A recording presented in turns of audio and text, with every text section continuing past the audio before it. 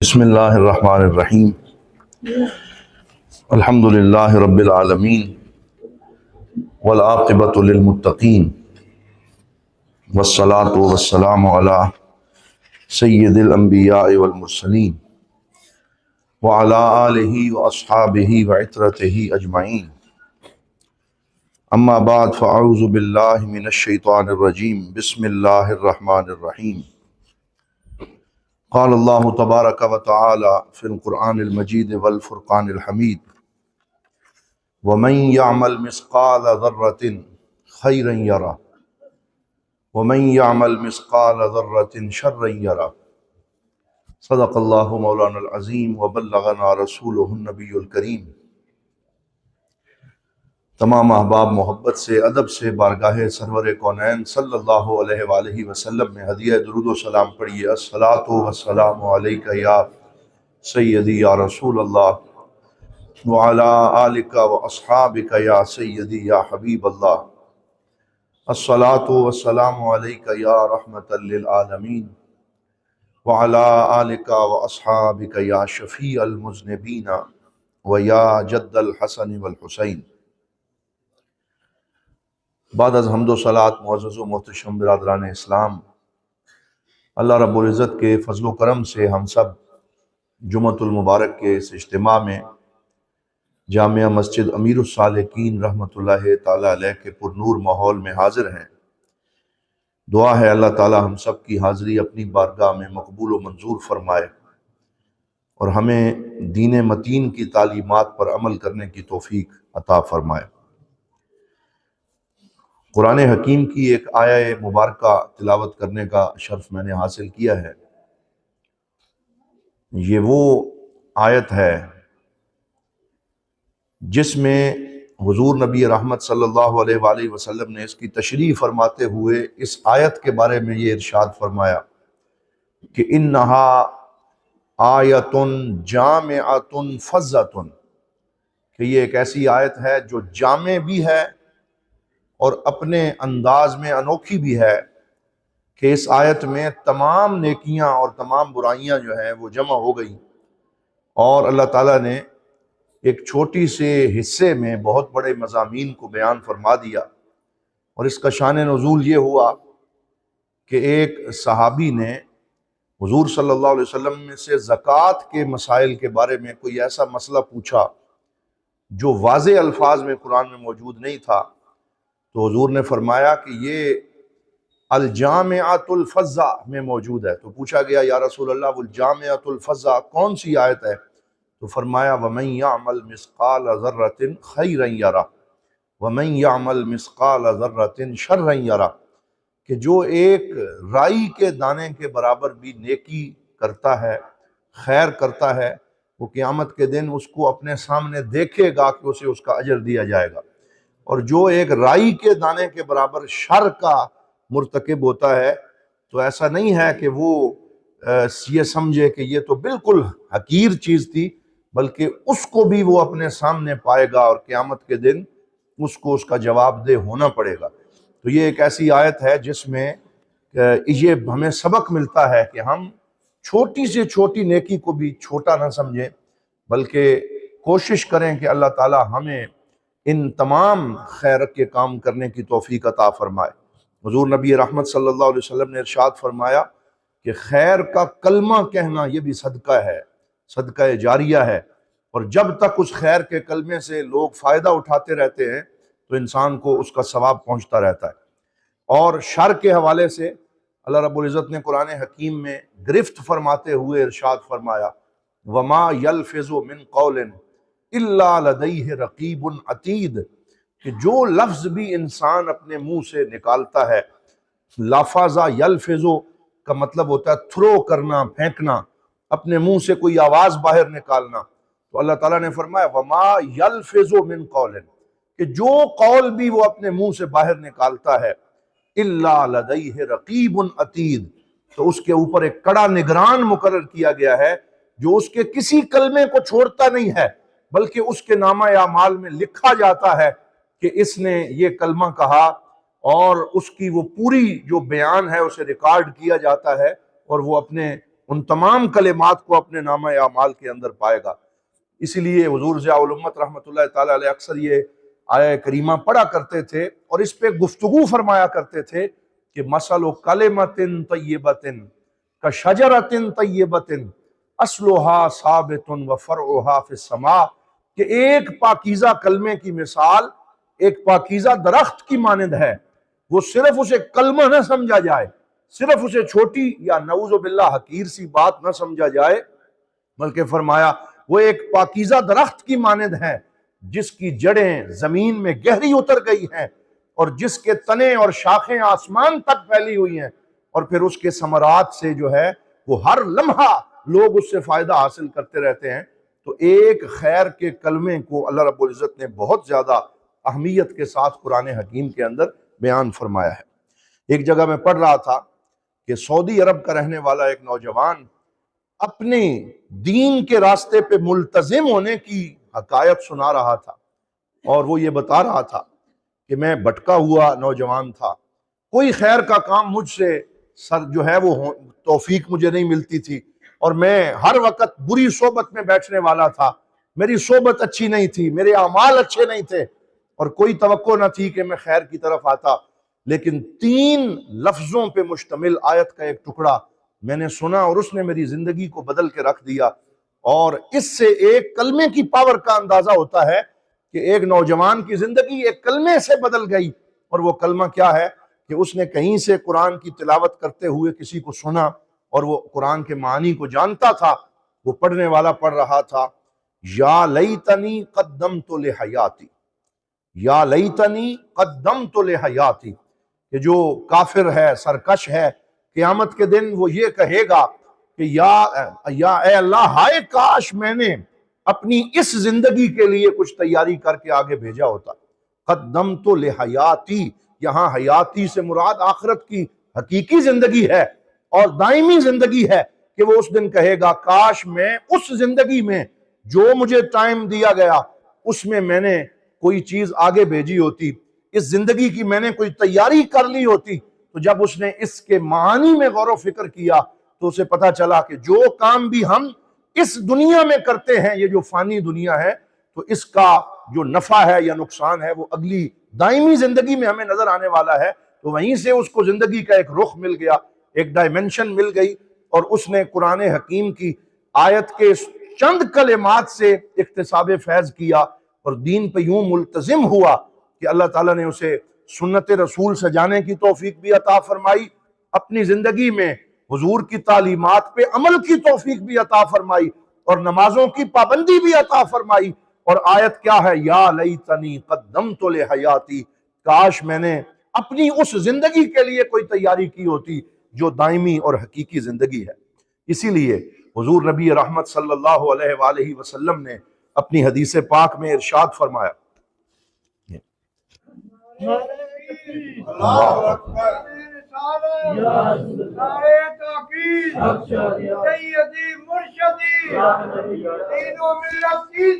پیر محمد کرم شاہ ہمارا وہ امام۔ تو حضور نبی رحمت صلی اللہ علیہ وآلہ وسلم کی حدیث پاک میں آپ نے ارشاد فرمایا لا تحقرن من المعروف شیئا، کہ نیکی میں سے کسی نیکی کو بھی حقیر مت جانو کہ یہ تو چھوٹا سا کام ہے، اس کا کیا ہوگا، میں کوئی بڑا کام کروں۔ حضور صلی اللہ علیہ وسلم نے فرمایا کہ نیکی کسی کو بھی حقیر مت جانو،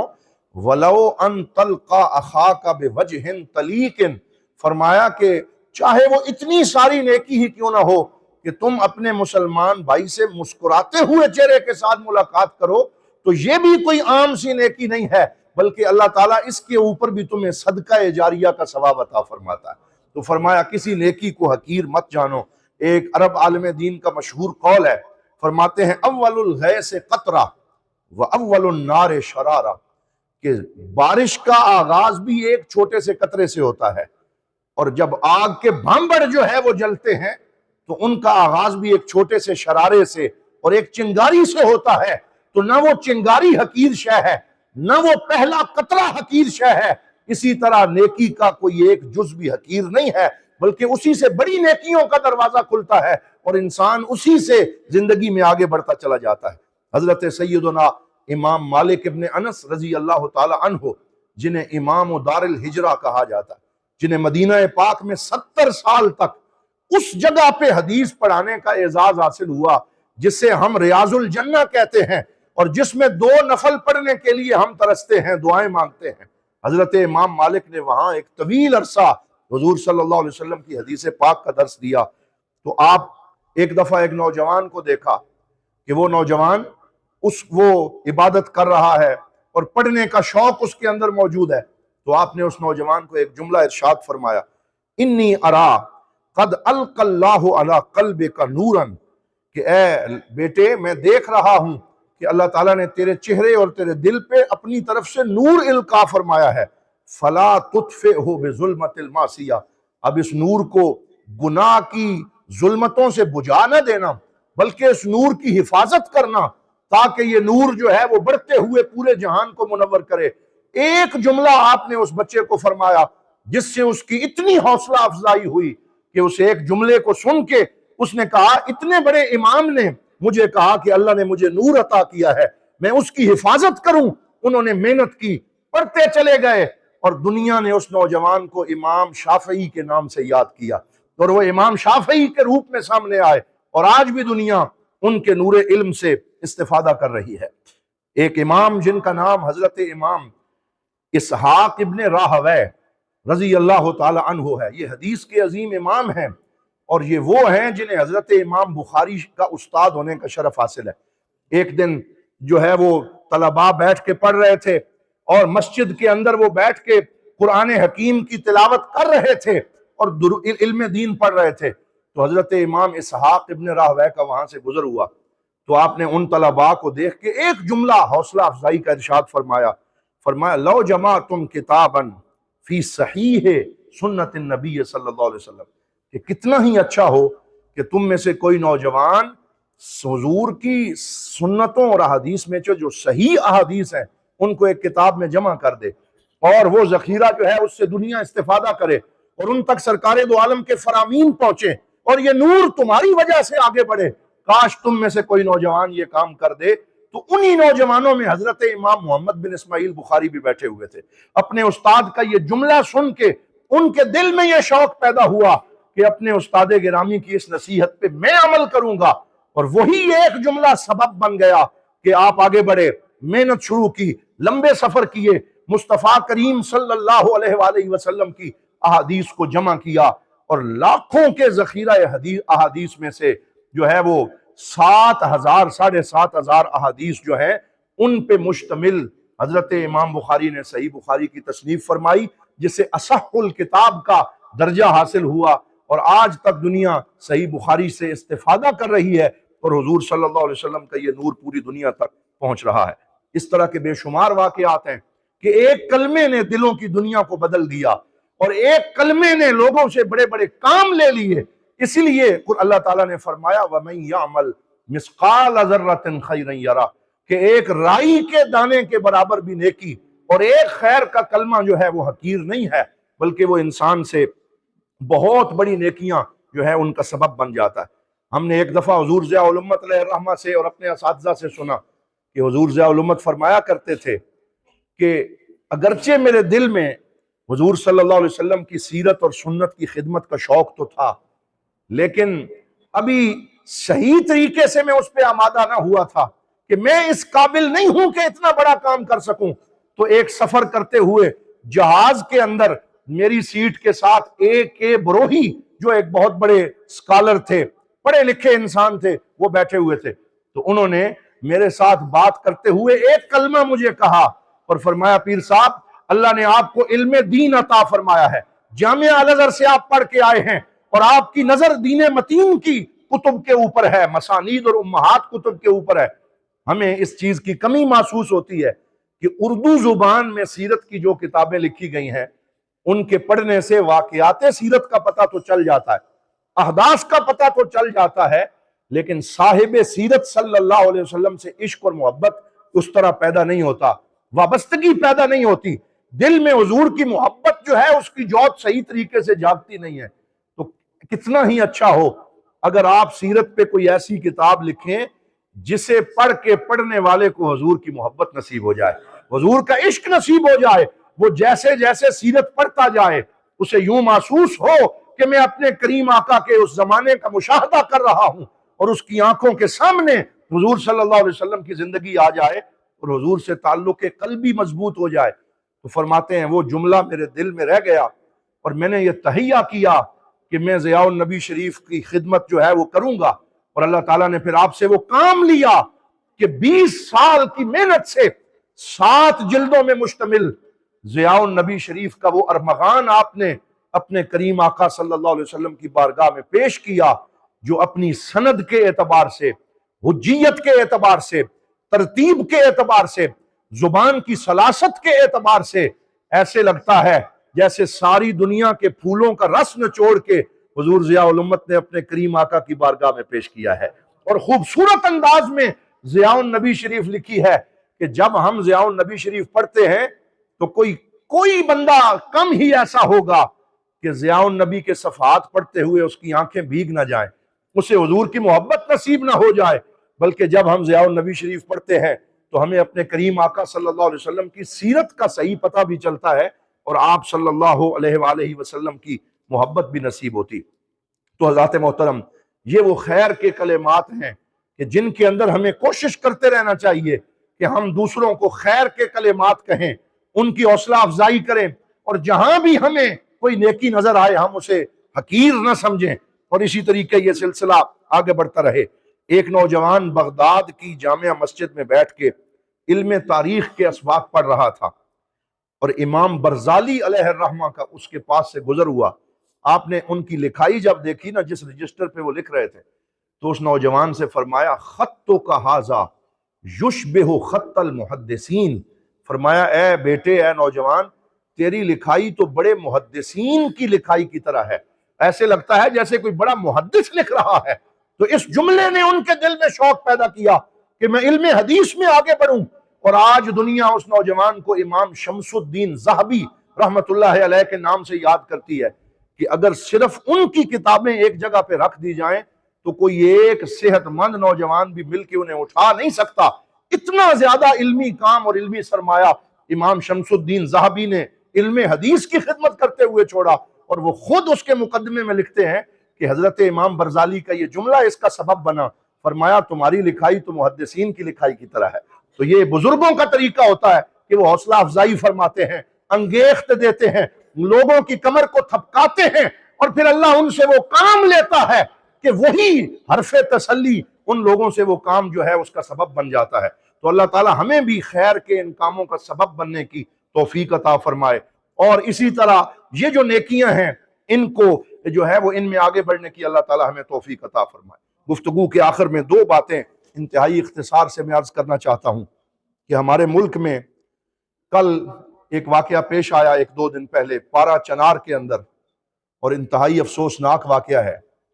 کہ کانوائے جا رہا تھا، نہتے مسافر بے گناہ، وہ اپنی منزلوں کی طرف رواں دواں تھے، اور چند ظالموں نے راستے میں مسلسل آدھے گھنٹے سے زیادہ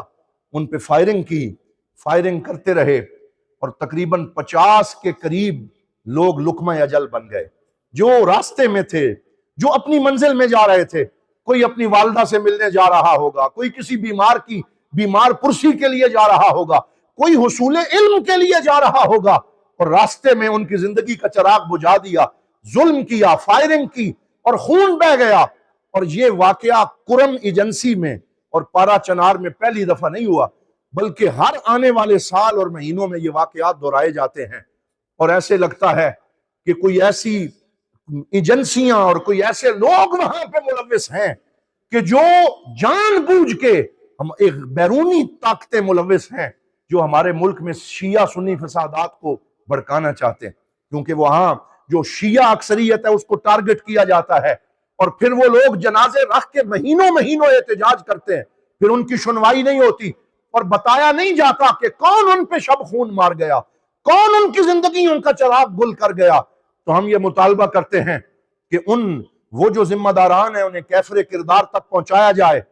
پکڑا جائے کہ وہ کون لوگ ہیں جو ان کی نہتی زندگیوں سے کھیل رہے ہیں، جو ان ننھی جانوں کے اوپر ظلم کر رہے ہیں اور ان بے قصور افراد کو لقمہ اجل بنایا جا رہا ہے، تاکہ کہیں ایسا نہ ہو کہ یہ آگ بڑھتی ہوئی پورے پاکستان کو اپنے لپیٹ میں لے لے۔